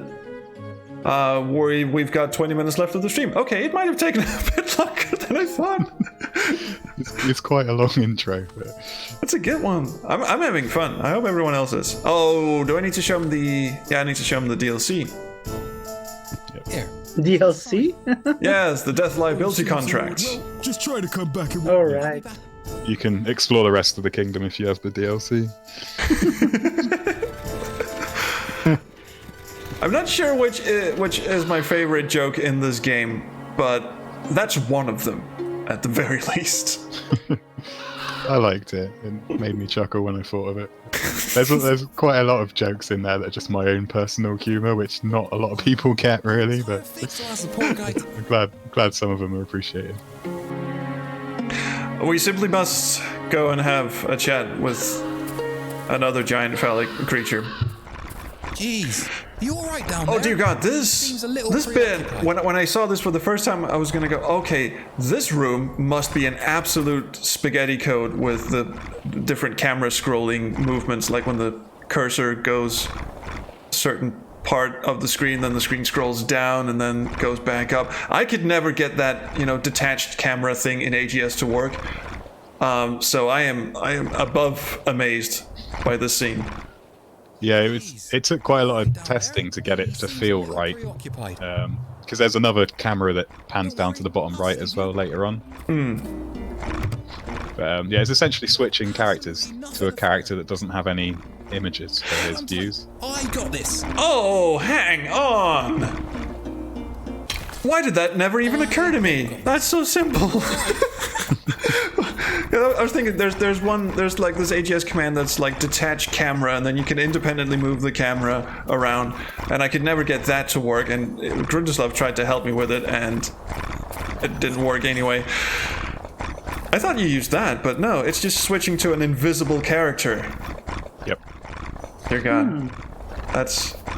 I think in that case it's actually switching to the knight, which is visible down there, but yeah, previously it's an invisible one. That's brilliant, mate. That's just... Why didn't I think of that? No idea. Can you like control the speed with which the camera pans up and down? I think where we're using the parallax smooth scrolling module, you can set it in there. But it'll also change it for when he's walking about as well. So you could kind of change it on the fly if you needed to, then set it back. Right, because I've been using Alistair's smooth scrolling plugin. Yeah, that's right. Yeah. That's a good one. But I also had this custom AGS thing coded up for me by Ben S that does these custom like contextual pop-ups, like when you click the mouse, just like not icons, like text prompts come up. So you can define verbs for each and every object, which is cool, but it breaks something inside Alistair's smooth scrolling plugin. So when you have more than one protagonist, when you switch to a different protagonist, all of a sudden it stops scrolling with the character. So I've never gotten that to work. I did one Adventure Jam game where I had dual protagonists, and I just made a rule. Well, we just won't have any scrolling screens then. Fair enough, yeah. It's often the best way to do it, just sort of make a workaround. Yeah. Typical. The Elder Scar. Okay, so with 15 minutes left on the stream here, lovely as the game is, let's see if any of the first of all, let's save in case one of the save games are broken. Let's see if the why am I in the save dialogue again? There we go. F5 is quick save, in case anyone is wondering. A fixer up? Oh, good God! That is very far into the game. Maybe we should go back a little bit. No, still very far into the game. Oh, I've got. Here we go. Suddenly Akira might be a good one, or is that just after the Akira bit? I think that might actually be. Let's see. Stupid fucking directions. I think this is the spider. Nope, that's not the spider maze. This is after the spider maze. I think. I just want to show the spider maze. This is after the spider maze as well, isn't it? Yep. Yeah. So I'm not trying to spoil this for anyone in the chat. Igifu says don't hit F9. No, don't worry, I won't. I think this autosave. Time for a picnic, maybe. Yeah, that might actually be it. That sounds like it could be relevant. Yes, it was. This puzzle. What the hell? So many questions. It is a good puzzle, I have to admit, and it's one of those puzzles where all of a sudden, instead of object-oriented inventory type puzzles and stuff that I'm used to, stuff that I can sort of work out with my very limited brain power, all of a sudden it gets very methodical on you. You have a map, you have these strings you can pluck, and all of a sudden a giant fucking spider's chasing you around. What made you go evil all of a sudden? I just needed a creepy area, I think. You mean evil in a design sense? Yes, or just did your eyes turn red and you just? I really like mazes in adventure games. I know they're like mostly hated, but I've got really fond memories of like Fate of Atlantis, being stuck there for ages. Look at that fucking thing! And a friend of mine's terrified of spiders, so I thought, well, why don't I put the two together? Some people love this puzzle. I think it depends on how long you got stuck on it, because some people cottoned on really quickly and then finished it fairly quickly, and they're like, that's a great puzzle. But then a lot of people got really stuck. I gotta admit, I have no idea how to solve this right now. I just want to once again commend on the coding aspects, because... Yeah, this is another one coded by my programmer. He did a lot of clever stuff with this, actually, because this has to track where everything is all the time. And I've totally stuffed it up now. The spider has lost interest in me, I'm sure.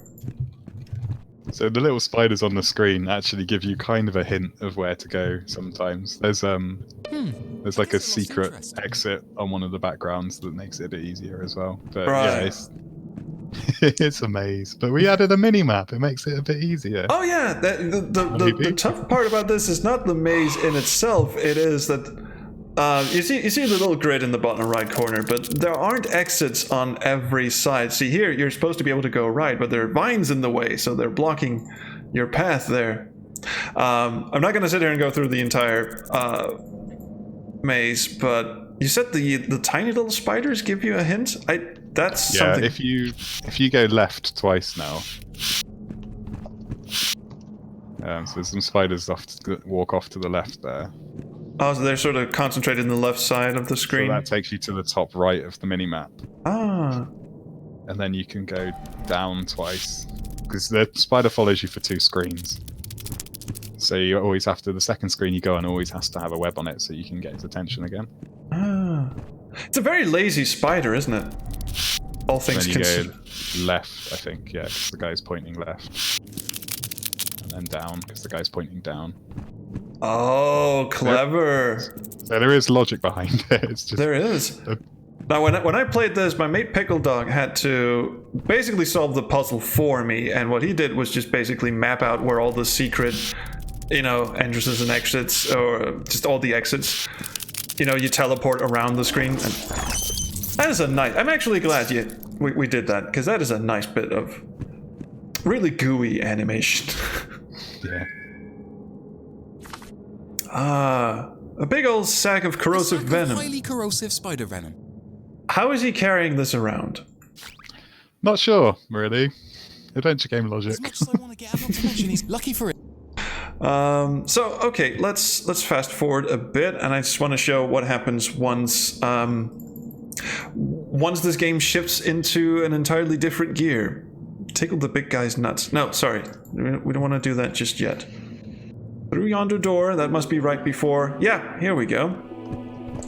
Never mind the goat that's following us around and the frozen night, and it'll all make sense. Sure is hot in here. And keep it together, Tombert. Tombert has time to write in his diary before venturing up to see if Thurman's okay. Thurman! Oh God! Please be breathing. Please be breathing. I do love the diary mecanic. Like every time something happens, if you put the game down and you come back to it weeks and weeks later, you want to just sort of read up and what was it I was supposed to do? Oh, right, I was supposed to break into the creepy tomb, for instance. But yeah. There's also that weird little disconnect when you go, okay, so the person is now breaking into the creepy tomb, and he knows he's either on a time limit or he will die immediately, but he has time to sit down and do some writing. Yeah, you never actually see him write, but he does somehow. Probably between screens, let's say that. Like, yeah. When the screen fades out, that's when he's doing the writing. His rust is solid. I can't move it. It's a little fancy dagger. I'll just cut her free. It'll be fine. Come on, come on. Come on. No, you're nowhere near the ropes. Come on.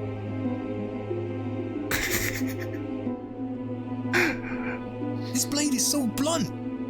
Why doesn't that cape catch fire? Got a knife? Come on. I don't know. Anyway, Adventure game logic. Adventure game logic. Yeah, I'm not trying to poke holes in any of this. Nice woven bit. With Let me into the gates, aren't you? something fancy. Nice bit of color cycling or appropriation thereof in the lava. Very Fate of Atlantis-ish. Oh, thanks. Yeah, that was totally inspired by Fate of Atlantis, actually. Right out of here like a hero. For those of you who don't know what color cycling is, it's something we used to do in 256 color games because it was like you didn't have to animate something, you could just tell like an array of colors to gently swap with each other. It's hard to explain. Can you explain it better? Yeah, so an image will have like a set palette for the colors in it, and then in the background in the engine you can slowly shift the palette. So the colors for like the highlights on the lava or the shadows on the lava would then shift to the new palette color. Yeah. I mean, in Guard Duty, I've just cheated and used modern like techniques. It's all done in Photoshop. But back in the day, as Troll said, they used to like rely on the palette shifting to do it. And some games really did really good stuff with that. Sam & Max did some very subtle stuff like water rippling, and Fate of Atlantis had the lava shifting, and then there's the in-your-face smack you across the head kind of things like Space Quest 4, the time rip. It's just one big massive color cycling going past you. I think you brought it right to me. Yeah, it's cool. Mark Ferrari does some awesome stuff. He's like a really good pixel artist. Did like Loom and a lot of the old games. Yeah. He's like a master of it. There's some really good stuff of his online. The looping coughing sound also makes me greatly worried about where your vocal cords are going. Yeah. Obviously, you didn't cough for like 30 minutes. It's just a looping sound effect. I can't remember how long the recording is, actually. I think I had to make it fairly long just so it didn't get annoying. But... Well, this must be really frustrating for you, eh? There was loads more dialogue here before as well. I had to cut loads of it. It was like really long-winded. It's still quite long-winded.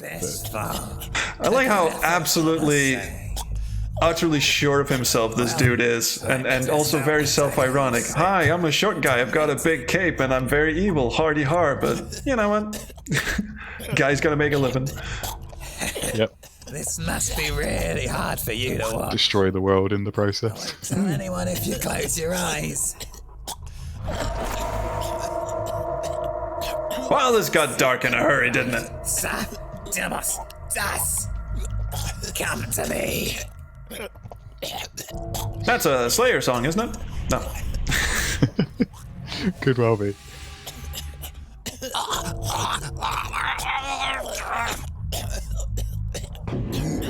Nice transformation animation too. That was really fun. I enjoyed doing that one. God, it feels good to be back. I mean, it's one thing to animate someone flexing their arms or moving their mouth, but just a whole, like a total body transformation animation. Those, like, just on average, like one of those character animations, total body transformation, how long do they take? Like, I think his animation was probably took like 5 or 6 hours to get that animated. Oh. And it's quite a small sprite, so it's easier than like some other animations. Oh, Ikifu in the chat says, just kidding that this is the end of the game. It's not the end of the game. This is about, I don't know, 70% way through the game? Oh, 2/3 at least. 2/3. Yeah, it even blew out the candles. Dear God. Madman. Yeah, monster. Last one.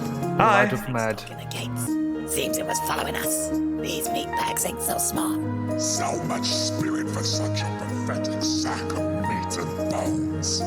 There we go. That's a good death metal growl right there. With the reverb and everything. Loads of reverb, yeah. Slightly pitch shifted as well, I think. And here we go. I remember. I'm gonna destroy the world. I'm a monster. This is also when the death metal lyrics kind of come out. This could be any. I mean, you could set this to just any death metal song and it would fit right in. Yep, pretty much, yeah. For 1,000 years, he has plagued the earth. He who feeds on the souls of the living. Needs more double bass pedal. Yes. This reminds me so much of Delphine's flashback.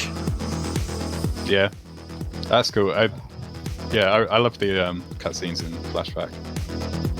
And you can At actually. what point do you decide I'm going to make this controllable for no reason? Yeah, I was going to ask. Yeah, I was. It was like the tiniest bit of code.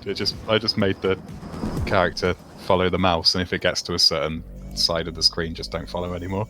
And then I kind of wanted to put a mini game in, and I thought, no, that's just. There comes a point where you have to just tell yourself no, Because there was like loads of bugs. And... a brief moment where I went, we're gonna go old mine road on us, aren't we? It's gonna turn into full throttle. Would have been good. Yeah, maybe if I'd had more time, that would have happened. But to say the least. As we expected. So one thing we absolutely have to do. Well, I'm just gonna skip this dialogue. Hey, boss. Here we go. Creepy. Hi, Rugrat. The general said you. What's the deal with Rugrat? Right. she's pretty badass, really. She's kind of a badass techie, influenced by a lot of the sort of female techie characters in animes, I think. I ask because if anyone has seen my playthrough of Guard Duty, for some reason, and I've been told this happens quite a lot when I play games, for some reason I tend to latch onto a single character in the game and just pile the hate on them relentlessly. And for some reason, in my playthrough, it was Rugrat. She was just so unhelpful. Every time I rang her up, she would just go, "Well, can't do that." What fucking good are you? She doesn't deserve it. I mean, you know how the ending goes. So. Yes. Rugrat is actually the plucky heroine. She's pretty badass. But you're allowed to hate her. I mean, no, I don't. Hate whoever we want. I don't actually hate her. I would say it was like 50% in the play for labs category, and also 50% because every time I thought I'd solved the puzzle, I would phone up Rugrat and go, "Okay, let's do it," and she'd go, "Sorry, boss, can't help you." It's like, you can't do it. What is your job? I mean, she does spill coffee on the intel right at the start. There's that. Yes, I remember. That's the bit. So every time. It's like a really good voice line from Erica Sanderson. So I just tried eating a pizza slice with as much of the pineapple, squid, and olives removed as I could, and it's still terrible. Oh my god! I think it's just the barbecue sauce being really bad. Oh, has it gone terrible. off? What if I had as much of the terrible stuff as possible? Me fruit a Rugrat. Patching you in now. You have done your duty. Yeah, but I still want to eat a decent meal, even though my stomach is now like, fuck everything. Oh, right. I'm supposed to go and have a chat with the giant face. Oh, I've had good barbecue sauce, but generally I'm not a fan of barbecue sauce. And this kind, I don't know, the pizza place, either they use really bad stuff or I don't know, it's really weird. Help you today. Rinse it under the tap, Pixika says. Well, no, it's not really pizza anymore, is it? Rinse it under the tap? Okay, here's a question. What person in their right mind would name their company Psychosoft? Actually, now that I say that out demonic loud. overlord. Just Right. a crazy random example off the top of your head. I'm selling. Just saying. I'm selling these fine cyberpunk jackets. Of that line. The voice distortion whenever the computer gets mad at you is absolutely fantastic. Brings me back to those when I was 16 or 17 year old and listening to an awful lot of EDM and Wump Scud and Suicide Commando. It's right on the money. No one's gonna watch. Nice. It is just one of my guitar pedals. Believe it or not, it's like a fuzz pedal. Yeah. With the tone turned down quite a lot. I can help you with. No software distortion here, just true analog distortion. Yeah. This location, it's not mentioned anywhere in the game, but this is actually the same spot that the burial tomb was at. And that's the same statue that was kind of hidden in darkness. You can just about see it in the burial tomb. Ooh. 1 8 0 1. A little factoid for you. Yeah. So are all the locations in this future bit the same, or like representations of location in Tonbert's time? Sort of, yeah. I mean, none of them really look the same, other than that statue's technically in the same place. But yeah, that's the general idea. What? The ID didn't work. Oh, and Sally Beaumont, or Mom, as I called her in my playthrough. Mom just phoned us up and went, "Oh, you fucked up again, have you?" The Sentry's optics seem limited. Because every time you phone up Rugrat, it's like, "I can't help you, boss. Also, I spilled coffee on everything." And every time you phone up Mom here, she just goes, "What have you done now?" Any bright ideas? There's a cable behind the panel. What's up now, Captain Fucked It? If you find it, sure, that's what. Yeah. Got it. Careful, boss. He kind of shares some traits with Tonbert in that regard, I think. Yeah. Are they actually meant to be sort of related, but not really? I need to find. I mean, maybe he's like a descendant of Tonbert. They just, they both have similar kind of personality quirks, I think. Other than this guy's trying to be a badass but failing. Let's go. Are you going to 10 past or what? Oh, terribly sorry. We're cutting into your time. We started we started a little late over here, and is this even a puzzle? What am I doing? That should do it. Yeah. Okay. Yeah, about sorry, 10 past it you was started, the I pizza's think. fault that we started late. Yeah, the pizza did it. Yeah. I'm just clicking on random did shit. everything wrong. I should have ordered a medium. Why did I get a large? Why did you get a large? Nice one, boss. I thought I would be able to eat more of it. Got it. Oh, this is the screen I wanted to show you, like right off the right at the end. This is some lovely spaceship kind of stuff, and when you've been playing the fantasy part of this game for I don't know how many hours, and you suddenly start seeing this shit, oh god, I perked right up. Especially when you're a Space Quest fan, right? There's that, yes. It actually the bridge bears some similarities to the room in Space Quest 1 where the star generator is being held. It's a little more crowded, in a good way. You back through to the general. Space Quest 1 is the only one I've finished. Don't know if I should admit that live, but yeah. Find a way. I mean, we all know that number 3 is the best one, but you know, you can complete what you want. Roger that. Starborn out. And also the second one is really, really good. Opportune moment. Maybe But the third one is the best. Yeah, sure. Do you want to know how long it took me to work out this puzzle? Let's see. How long? Too long. As long as it took you to realize that Space Quest 3 is the best. It took me more than half an hour. There was a lot of judicious editing in the stream. Not sure what. But wait, stand the fuck up, dude. Here we go. Yeah, this one took me a while as well. Yeah, it's like the coding for this room is like a real pain in the ass as well. There's a lot of like edge cases where things were going wrong, so we had to kind of lock it down quite a lot. But originally, you could follow the robot outside and like get rid of it by pushing it off the side, but oh, this must be one of those times when I have to phone up Rugrat and see if she can actually do anything. Hey, boss. What can I help you with? You can stop being terrible at your job. What can you tell me about the tech in this place? God damn it, Rugrat. It's all coming back to me now. Voodoo. What can you tell me about this rash on my ankle? Never keep it. Starborn. God damn it. We are 5 minutes past our time. I'm just gonna have to leave it here. This is a lovely, lovely game. The reason I picked this is, of course, because it was probably my favorite game of 2019. And wow. Yes, I had an absolutely great time with it. Is it really? Are we really? Oh, sure. But seriously, this is an absolutely fantastic game, and one that I had hoped would get a bit more attention, because I've seen it demoed at Adventure X for a couple of years, and the graphics just had me absolutely wowed. And then when I actually played it, I found it to be a very well written, like very in the style of old Adventure Soft and Revolution Software, the old type of games. It was exactly what it said on the tin. So if you like Simon the Sorcerer, if you like Beneath the Steel Sky, if you for some reason like Lure of the Temptress without the stupid path-finding bullshit, or even the Broken Sword games, this game will be right up your alley. It's got that lovely combination of there's a very serious plot going on and there's some very serious undertones, and it's all very, and then of course you have a total buffoon as your lead character who cracks jokes at everything. So it's got that delicate balance down pat, and also looks beautiful. So Guard Duty, go and pick it up, Steam or GOG, or where else? It's not on GOG, sadly. It's on GOG. Steam. Why is it not on GOG?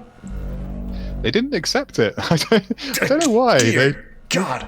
Yeah, we've got a GOG wish list, so if you want it to be on GOG, search for Guard Duty and there's a wish list and you can add it. Dear God. Hopefully they will reconsider. Good God. Okay, so next year the Adventure Game Showcase will be saving up money to get Guard Duty on GOG. That will be the charity we will be collecting money for. But this year we're collecting for AbleGamers.com, or just AbleGamers. Their website is AbleGamers.com if you want to check out what that is. It's basically making sure that kids with disabilities can play games with the rest of us. And who doesn't want more people to play games? I certainly do. So I hope you will join the... if you're watching this on yarventure.com, you can just hop in and donate straight from there. If you're watching this on Twitch or YouTube, there's a link in the chat right now that Summer has helpfully put in between coughing fits of pineapple and squid. God fucking Christ. I'm dead. I don't blame you. And a special hearty thanks a million to Nathan for joining us, the sick chicken himself. Yes, thank you very much. Thanks for having me. It was good fun. Enjoyed it. cheers, man. I'm so glad we got to do this. We don't see each other nearly often enough. I hope to see you next year at AdventureX, not this year, as I said earlier. Next year, yes. Yeah, that'd be great. I'll be there. So yeah. Cheers. Just get your ass there, trolls, and then we'll have some beers, and it'll be fun. Absolutely. I'll buy you one because I owe you for this stream. Having shit all over your game for the past 2 hours. That's fine. But yeah, it is a fantastic game. Go and pick it up, and I will now drop out and let you guys enjoy the quaint and why did I click the wrong so okay, one thing, dude, Nathan, next time put the quit button to the left and the resume to the right. What are you doing to me? I won't. I'm sorry. Red Star says, "Can we have mess with your head? Can we have a link where we can wish list it?" You know what? I have got Guard Duty on Steam. The link I just put right here. the link in chat. You did? Oh, that's good because mine. Oh, that's the wish list. Oh yeah, I'm sorry. The GOG wish list that's in, and I'll just put in a link for where you can go and buy it right now, which is on Steam. So please do that. Please show my mate Nathan some love, and. Thanks, guys. Next up is Ikifu, and he will be very Scottish for you indeed. So please keep the donations rolling in, and perhaps, and keep the man fed with haggis. No, I'm so bad at outros. I'll just say goodbye. Thank you very much for watching. Keep the man drunk with Iron Brew. Does that actually get you drunk? That's not how it works. Oh, so that's why the stream was so weird. I've had a can of It is if you add alcohol. If you want to see the stream through, you're going to have to drink Iron Brew. And walk 500 miles. And they would walk. Okay, good night, everybody.